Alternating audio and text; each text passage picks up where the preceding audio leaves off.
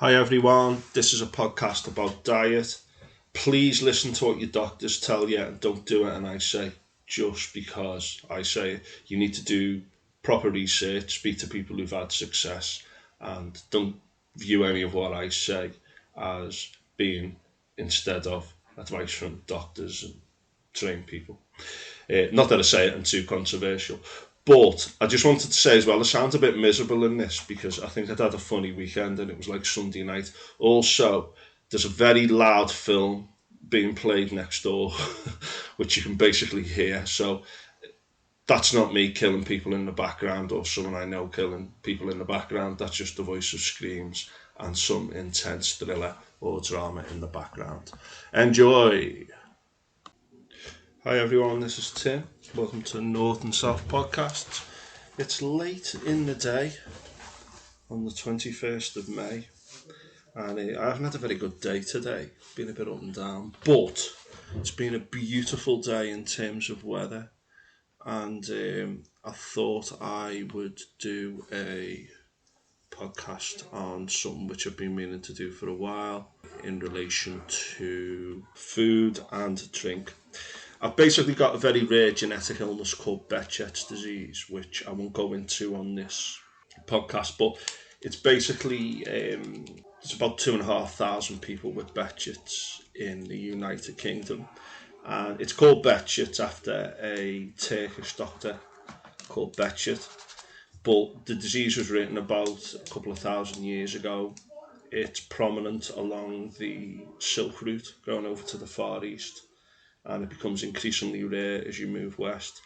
And it's a bit like MS, fibromyalgia, lupus, multiple sclerosis, things like that. So it's an autoimmune condition, but it's auto-inflammatory. So it's caused me a lot of problems over the last 20 years, 20 plus years. So I first got interested in food and drink and diet as a result of being diagnosed with Behçet's. And although I was a fairly healthy-ish eater, I think, I wasn't the most sensible eater at times. I had quite a bit of chocolate and biscuits and nonsense and takeaways and drank a little bit too much in my youth. I was a bit of a binge drinker, not really someone who drank in the house.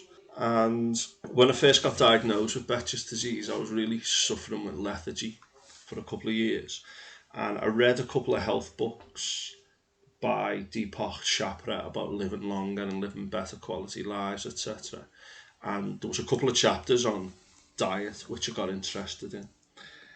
And this is when, like, the 5 a day thing wasn't really that big, and we teach a lot more in schools in the UK today than we have in the past. But I was generally healthy-ish, I would say, up to a point, although I had a lot of sugar and rubbish, far too much sugar when I was young.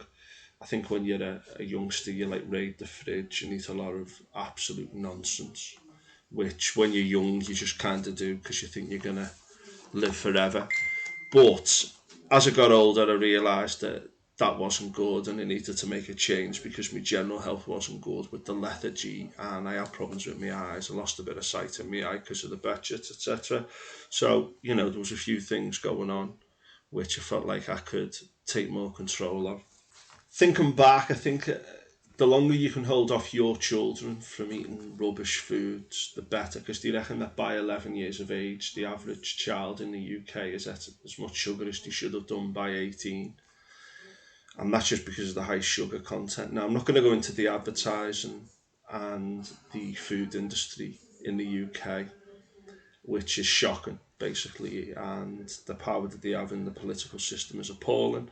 I think one of the worst examples is in the United States, where they have actually got a declining life expectancy because of the impacts of diet and poor lifestyle under the guise of freedom and liberty, while not providing them with the healthcare that they need over there. But that's another story. So, energy drinks. When I was a bit younger, after I played cricket, I'd have a couple of energy drinks, but energy drinks are becoming much bigger now with kids as a bit of a drug of choice to get them through the day, particularly when they've been up late at night on the phones, watching TV, doing whatever kids do these days. When I was young, there wasn't much to do after a certain time, so you might as well go to bed. Energy drinks were not really a big thing. We just kind of we're expected to get our energy from food and having a good night's sleep. And I am a bit concerned about the ubiquity of these crazy energy drinks in the UK today. So, sugar and energy drinks, big problems in the world today, in the UK today, I think, amongst young people.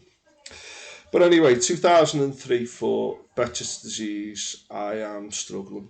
I decided to reduce my dairy consumption on the back of these two books I read by Deepak Chopra. It's not everyone's cup of tea, but there's a lot of good stuff in there. I stopped having sweets and chocolate, and I came up with an idea called replacement theory, which is where if you stop having something, you replace it with other things. So I did quite a bit of research in the supermarket, going to the supermarket and looking for these certain things that were recommended in these books for a healthy diet. I also stopped eating red meat, which I wasn't a big fan of anyway, and just went down to white meat. And then I went down to fish only, which I'm still on today, to get protein from fish.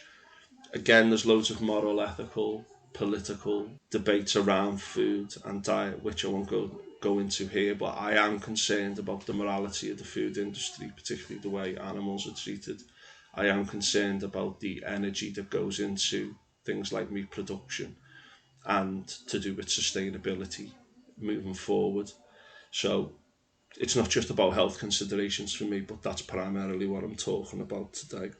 So I did a lot of research and I replaced what I stopped with other things that were new, and some of them were nice and some of them I had to like get used to. But I found that there was good taste there if you knew where to look.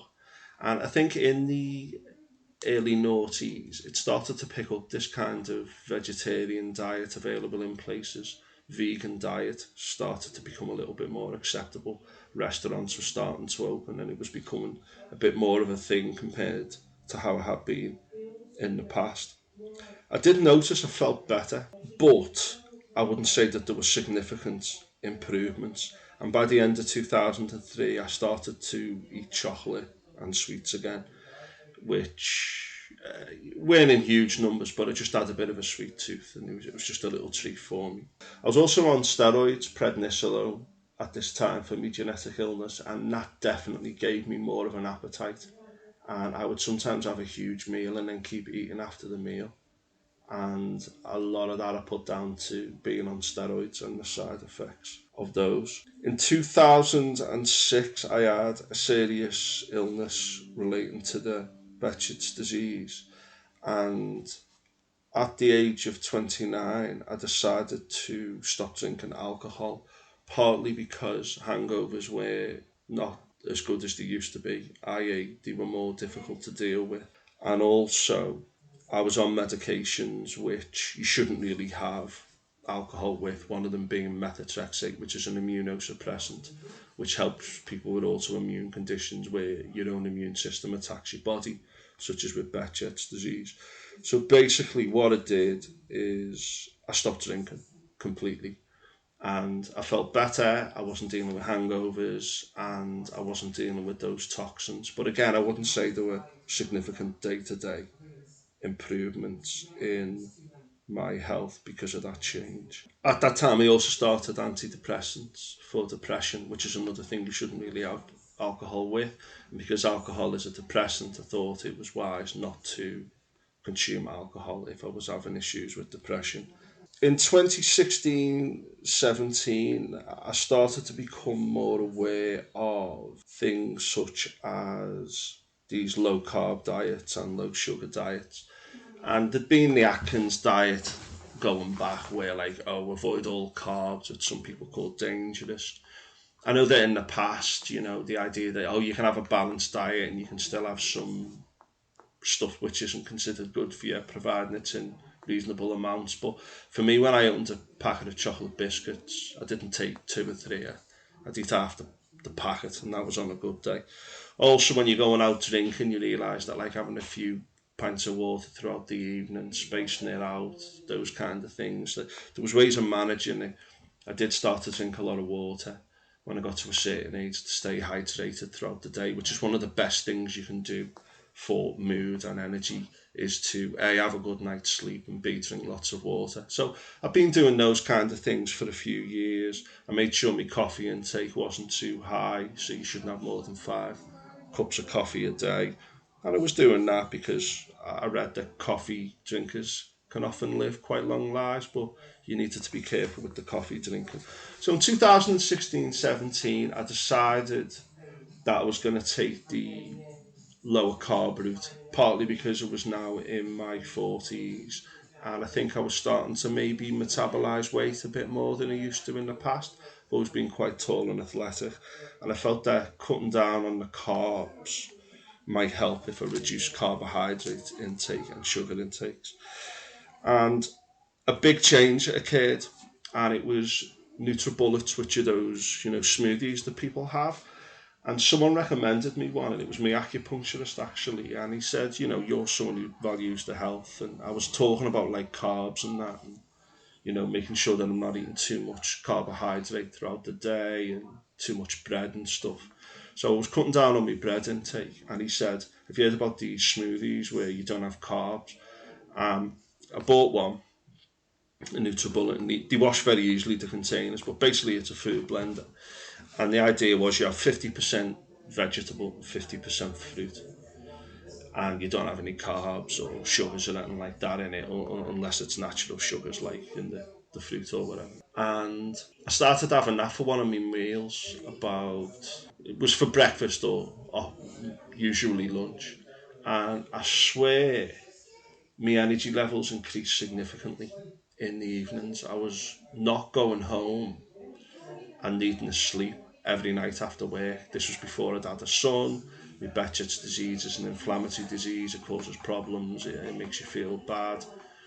I had issues all over my body with symptoms to do with Behçet's disease, but I was largely just getting on with it the best I could, despite the lethargy improving because of medications I went on and things like that. I felt it was the medications I was taking and not the changes I'd made, which were making these huge leaps forward.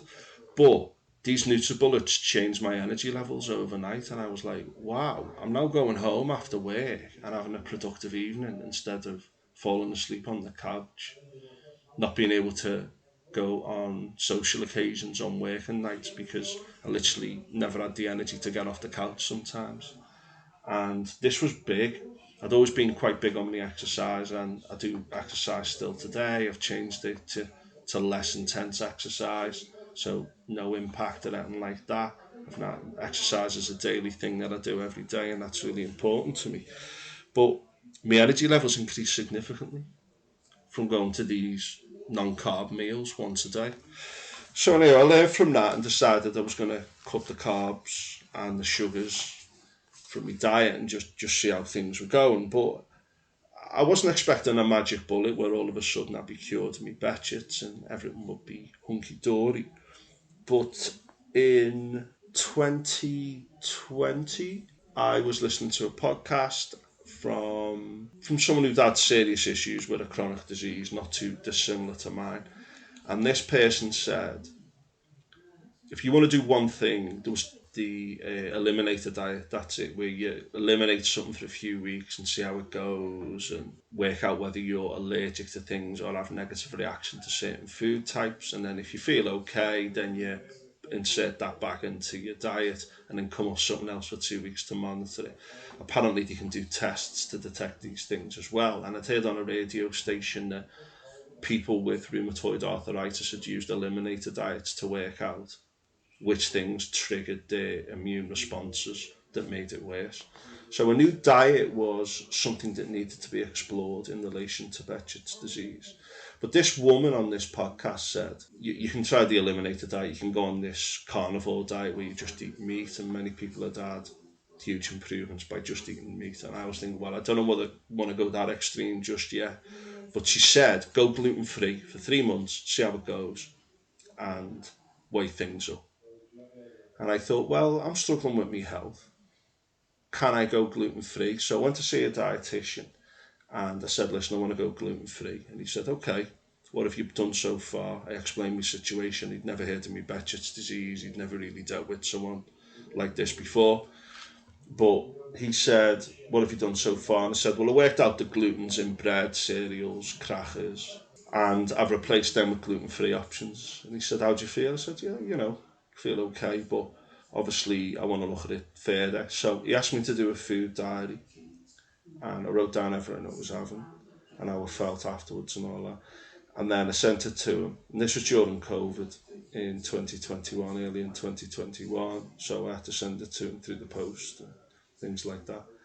And he looked at it and he said, right, you've largely eliminated gluten. He said, but you're having gluten in this, and this. And I went online and I researched it. And now I'm very good at knowing when gluten's in things, and I do my research, I look at the labels and stuff.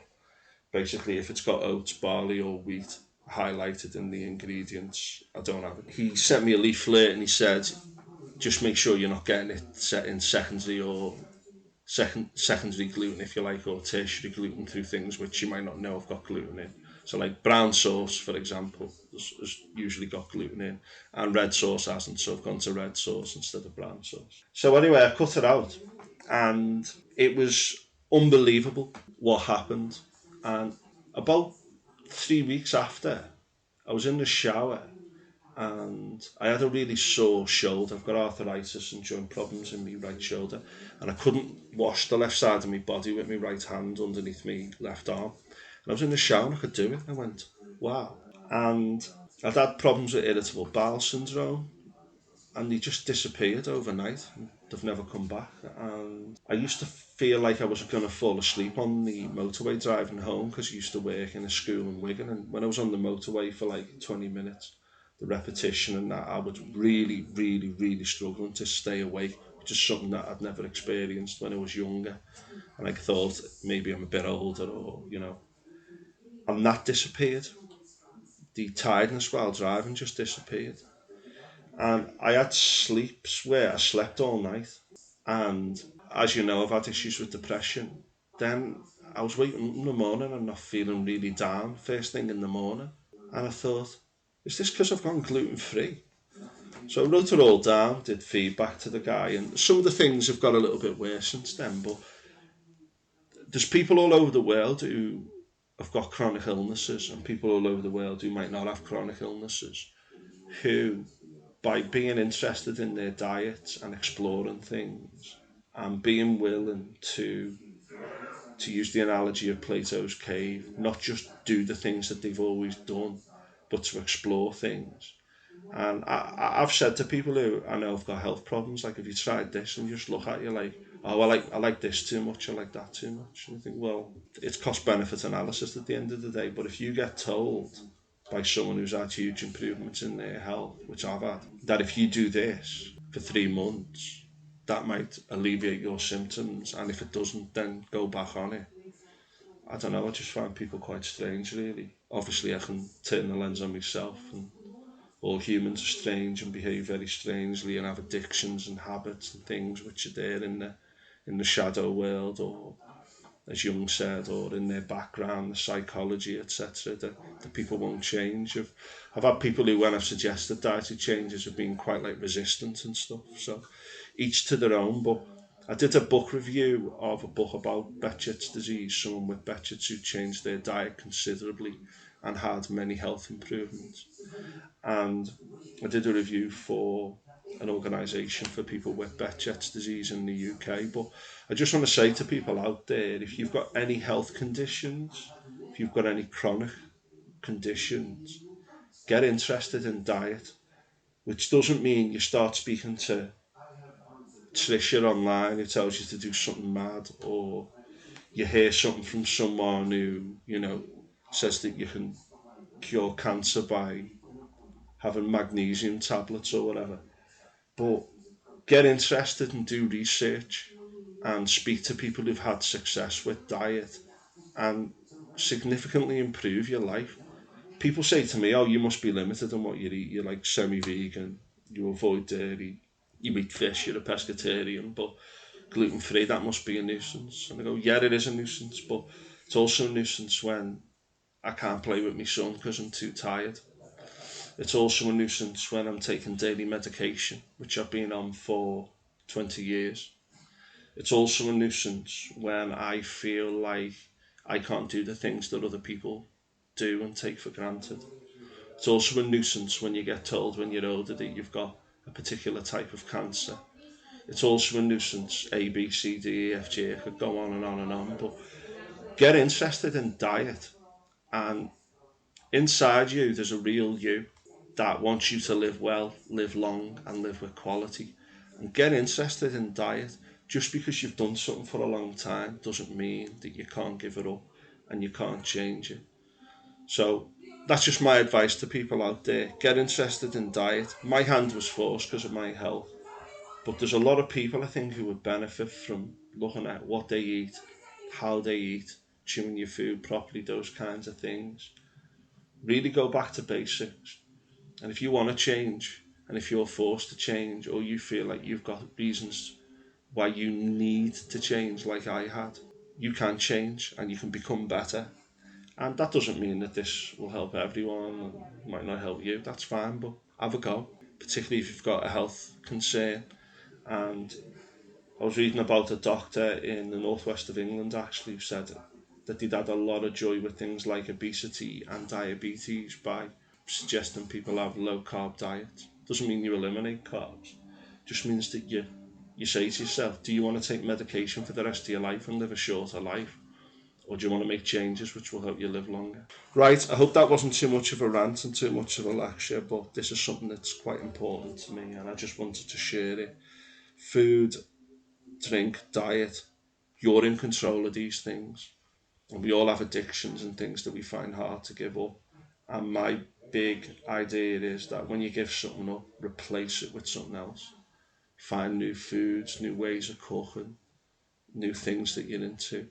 And there can be a bit of a cost implication with gluten-free stuff as well. We're in a cost of living crisis, but let's think about how we can treat ourselves better and make ourselves better in the long term, and how we can give our children and young people better starts in life by thinking about what we're putting in our bodies every day.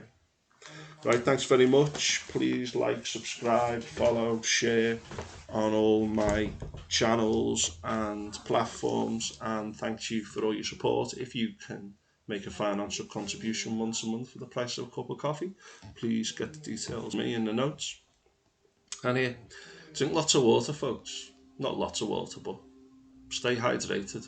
You are 78% water, so if you don't like water, you've got self-esteem issues, clearly. There's a joke in that. But seriously, look after yourselves, drink water, sleep well, eat well. Let's live quality lives. See you later.